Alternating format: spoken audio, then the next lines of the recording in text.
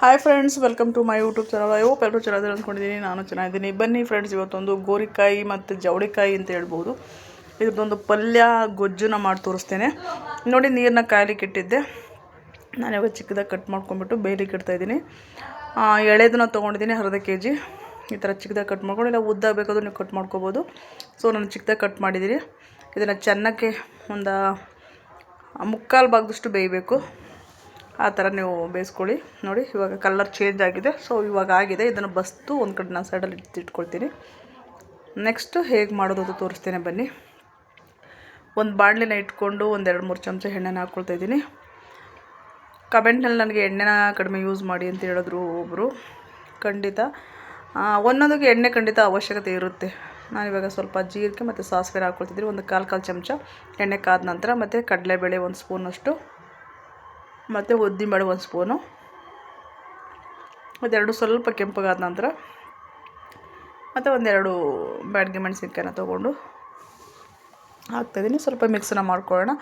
ಖಂಡಿತ ಎಣ್ಣೆನ ಇವಾಗಿನ ಕಾಲದಲ್ಲಿ ಖಂಡಿತ ಎಣ್ಣೆನ ಕಡಿಮೆ ಯೂಸ್ ಮಾಡಬೇಕು. ಒಂದೊಂದಕ್ಕೆ ಎಣ್ಣೆ ಅವಶ್ಯಕತೆ ಖಂಡಿತ ಇರುತ್ತೆ. ಖಂಡಿತ ಅದನ್ನು ನಾನು ಕಡಿಮೆ ಮಾಡ್ತೇನೆ. Thank you for your comment. ಇವಾಗ ನೆಕ್ಸ್ಟ್ ಏನು ಹಾಕೋದು ಅಂತ ಹೇಳ್ತೇನೆ ನೋಡಿ. ಈರುಳ್ಳಿನ ಕಟ್ ಮಾಡ್ಕೊಂಡಿದ್ದೆ ಚಿಕ್ಕದಾಗಿ, ಒಂದು 2-3 ಗೆಡ್ಡೆ ಚಿಕ್ಕದಾಗಿರೋದು, ಮೀಡಿಯಮ್ ಸೈಜ್ ಅಂತೀವಲ್ಲ ಆ ಥರ. ಇವಾಗ ಇದನ್ನು ಹಾಕ್ಬಿಟ್ಟು ಚೆನ್ನಾಗಿ ಒಂದು ಮಿಕ್ಸರ್ ಮಾಡ್ಕೊಳ್ಳೋಣ. ಸೂಪರಾಗಿರುತ್ತೆ ಇದು. ಸೈಡ್ ಡಿಶ್ ಆಗೂ ತಿನ್ಬೋದು. ನಾವು ಚಪಾತಿ, ದೋಸೆಗೆ, ಅನ್ನಕ್ಕೆ ಎಲ್ಲದಕ್ಕೂ ಸೂಪರಾಗಿರುತ್ತೆ. ಒಮ್ಮೆ ಮಾಡಿ ನೋಡಿ, ಖಂಡಿತ ಇಷ್ಟ ಆಗುತ್ತೆ. ಚೆನ್ನಾಗಿ ಸ್ವಲ್ಪ ಮಿಕ್ಸ್ ಮಾಡ್ಕೊಳ್ಳೋಣ. ಇದು ಹಸಿ ವಾಸನೆ ಹೋದರೆ ಸಾಕು, ತುಂಬ ಫ್ರೈ ಮಾಡೋವಂಥ ಅವಶ್ಯಕತೆ ಇಲ್ಲ. ಸೊ ನಂತರ ಇವಾಗ ಆಗಿದೆ. ನಾನು ಒಂದು 10 ಎಸಳು, ಒಂದು 10 ಎಲೆ ಕರಿಬೇವನ್ನ ಹಾಕ್ತಾಯಿದ್ದೀನಿ.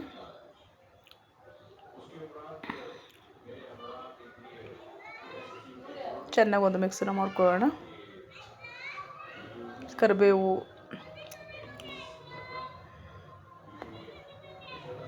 ನಿಮಗೆ ಜಾಸ್ತಿ ಬೇಕಂದರೆ ಕರಿಬೇವನ್ನ ಜಾಸ್ತಿ ಹಾಕ್ಕೋಬೋದು. ಮತ್ತು ನಾನು ಇವಾಗ ರುಚಿಗೆ ತಕ್ಕಷ್ಟು ಉಪ್ಪನ್ನು ಹಾಕ್ಕೊಳ್ತೀನಿ. ಆ್ಯಕ್ಚುಲಿ ಅದರಲ್ಲೂ ಹಾಕ್ಕೊಂಡು ಬೇಯಿಸ್ಕೊಂಡಿದ್ದೀನಿ ನಾನು ಗೋರಿಕಾಯಿ ಮತ್ತು ಜವಳಿಕಾಯಿನಲ್ಲಿ. ಒಂದೊಂದು ಕಡೆ ಜವಳಿಕಾಯಿ ಅಂತಾರೆ, ಒಂದೊಂದು ಕಡೆ ಗೋರಿಕಾಯಿ ಅಂತಾರೆ. ನಮ್ಮ ಕಡೆ ಆ್ಯಕ್ಚುಲಿ ಗೋರಿಕಾಯಿ ಅಂತಲೇ ಹೇಳೋದು.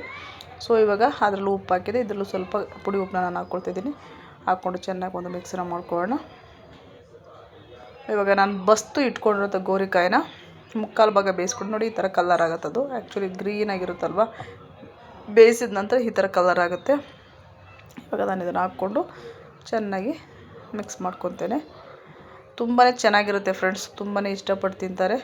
ಖಂಡಿತ 2 ಚಪಾತಿ ತಿನ್ನೋಂಥವ್ರು 4 ಚಪಾತಿನ ತಿಂತಾರೆ. ಖಂಡಿತ ಒಮ್ಮೆ ಈ ರೀತಿ ಮಾಡಿ ನೋಡಿ. ಫಸ್ಟ್ ಟೈಮ್ ಯಾರಾದರೂ ನನ್ನ ವೀಡಿಯೋನ ನೋಡ್ತಾರೆ, ದಯವಿಟ್ಟು ಎಲ್ಲೂ ಸ್ಕಿಪ್ ಮಾಡಿದ್ರೇ ವೀಡಿಯೋನ ನೋಡಿ, ಲೈಕ್ ಮಾಡಿ, ಶೇರ್ ಮಾಡಿ, ಸಬ್ಸ್ಕ್ರೈಬ್ ಮಾಡ್ಕೊಳ್ಳಿ.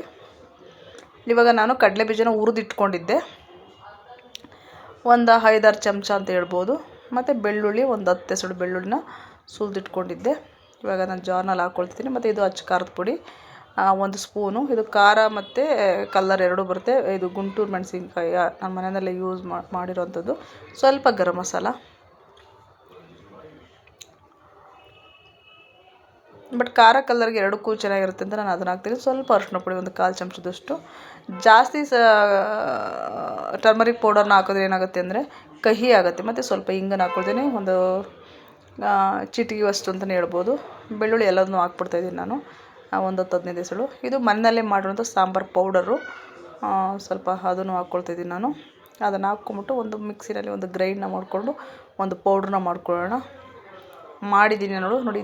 ಸೇಮ್ ಚಟ್ನಿ ಪೌಡರ್ ನಾನು ಮಾಡಿದ್ರೆ ಹೇಗಿರುತ್ತೆ, ಡ್ರೈ ಚಟ್ನಿ ಪೌಡರು ಆ ಥರ ಇದೆ. ಇವಾಗ ಅದನ್ನು ಹಾಕ್ಬಿಟ್ಟು ಚೆನ್ನಾಗಿ ಒಂದು ಮಿಕ್ಸರ್ ಮಾಡೋಣ. ಅದು ವಿಡಿಯೋ ಎಲ್ಲ ಸ್ಕಿಪ್ ಆಗಿಬಿಟ್ಟಿದೆ ಫ್ರೆಂಡ್ಸ್, ಸಾರಿ. ವಿಡಿಯೋ ಮಾಡಿದ್ದೆ, ಬಟ್ ಸ್ಕಿಪ್ ಆಗಿದೆ, ಸಾರಿ. ಇವಾಗ ಹಾಕ್ಬಿಟ್ಟು ಚೆನ್ನಾಗಿ ಒಂದು ಮಿಕ್ಸನ್ನ ಮಾಡ್ಕೊಳ್ಳೋಣ.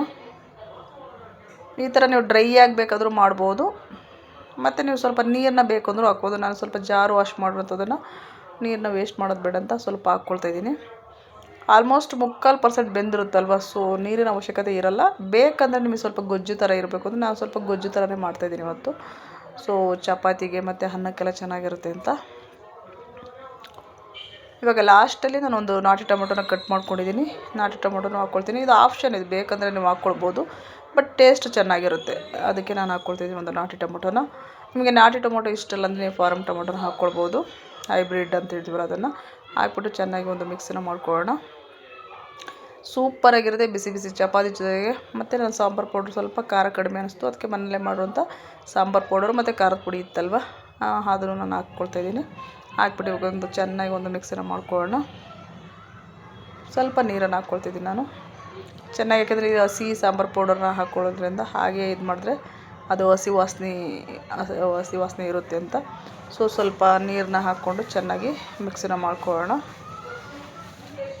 ಮಿಕ್ಸನ್ನ ಮಾಡಿ ಒಂದು 5 ನಿಮಿಷ ಕುದಿಲಿಕ್ಕೆ ಬಿಟ್ಟರೆ ಗೊಜ್ಜು ರೆಡಿ ಫ್ರೆಂಡ್ಸ್. ಈ ವಿಡಿಯೋ ನಿಮಗೆ ಖಂಡಿತ ಇಷ್ಟ ಆಗಿದೆ ಅಂದ್ಕೊತೀನಿ. ಇಷ್ಟ ಆಗಿದೆ ದಯವಿಟ್ಟು ಲೈಕ್ ಮಾಡಿ, ಶೇರ್ ಮಾಡಿ, ಕಮೆಂಟ್ ಮಾಡಿ. ಮತ್ತು ಉಪ್ಪು ಕಡಿಮೆ ಅನ್ನಿಸ್ತು ನನಗೆ, ಸ್ವಲ್ಪ ಉಪ್ಪನ್ನ ಹಾಕ್ಕೊಳ್ತಿದ್ದೀನಿ ನಾನು. ನಿಮಗೆ ರುಚಿಗೆ ತಕ್ಕಷ್ಟು ಉಪ್ಪನ್ನ ನೀವು ಯೂಸ್ ಮಾಡಿ. ಇವಾಗ ಚೆನ್ನಾಗಿ ಒಂದು ಮಿಕ್ಸನ್ನ ಮಾಡಿ ಒಂದು 5 ನಿಮಿಷ ಕುದಿಸಿದ್ರೆ ಗೋರಿಕಾಯಿ ಮತ್ತು ಜವಳಿಕಾಯಿ ಪಲ್ಯ ರೆಡಿ. ಖಂಡಿತ ಈ ವಿಡಿಯೋನ ಇಷ್ಟಪಡ್ತೀರಾ, ಒಮ್ಮೆ ಮನೆಯಲ್ಲಿ ಮಾಡಿ ನೋಡಿ, ಕಮೆಂಟ್ ಮಾಡಿ ಹೇಗೆ ಅನ್ನಿಸ್ತು ಅಂತ ಹೇಳ್ಬಿಟ್ಟು. ಮತ್ತು ಲಾಸ್ಟಲ್ಲಿ ಕೊತ್ತಂಬರಿ ಸೊಪ್ಪನ್ನ ಹಾಕ್ತಿದ್ದೀನಿ. ಇವಾಗ ರೆಡಿಯಾಗಿದೆ. Thank you. ನೆಕ್ಸ್ಟ್ ವಿಡಿಯೋದಲ್ಲಿ ಸಿಗೋಣ. ಟೇಕ್ ಕೇರ್, ಬಾಯ್ ಬಾಯ್ ಎಲ್ರಿಗೂ.